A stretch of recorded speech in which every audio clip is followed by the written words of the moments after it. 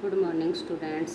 आज हम question answer करेंगे, ध्यानपूर्वक सुनो भाई। पहला प्रश्न देखो, कवि ने गांव को हरता जनमन क्यों कहा है? कवि ने गांव को हरता जनमन अर्थात प्रत्येक व्यक्ति के मन को आकर्षित करने वाला कहा है, क्योंकि गांव की प्राकृतिक छटा अत्यधिक मनमोहक है। वह मरकत के खुले डिब्बे के समान सुंदर है। उस पर नीले आकाश के आच्छादित होने से उसकी सुंदरता और भी बढ़ जाती है और वहाँ का वातावरण अत्यंत शांत एवं स्निग्ध है। दूसरा प्रश्न देखो भाई, कविता में किस मौसम के सौंदर्य का वर्णन है?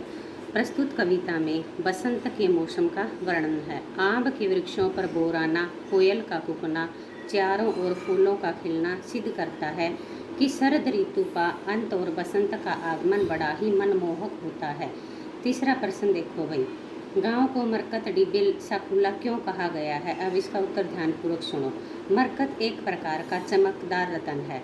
इस रतन से निर्मित डिब्बा भी अत्यंत सुंदर होता है। कवि की दृष्टि में बसंत की धूप में गांव भी वैसा ही सुंदर दिखाई दे रहा है, इसलिए कवि ने उसे मरकत डिब्बे सा खुला कहा है।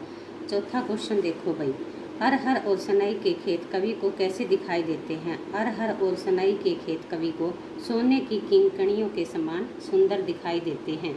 पांचवा क्वेश्चन देखो भाई, भाव स्पष्ट कीजिए।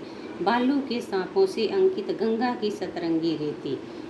इन पंक्तियों में कवि ने गंगा के तट पर फैली प्राकृतिक सुषमा का अत्यंत मनोरम चित्रण किया है। गंगा के तट पर फैली हुई रेत में चमकते हुए कणों के कारण कवि ने उसे सतरंगी रेत कहा है। इसी प्रकार रेत पर हवा या पानी के बहाव के कारण बनी लहरों को सांप से अंकित कहा है।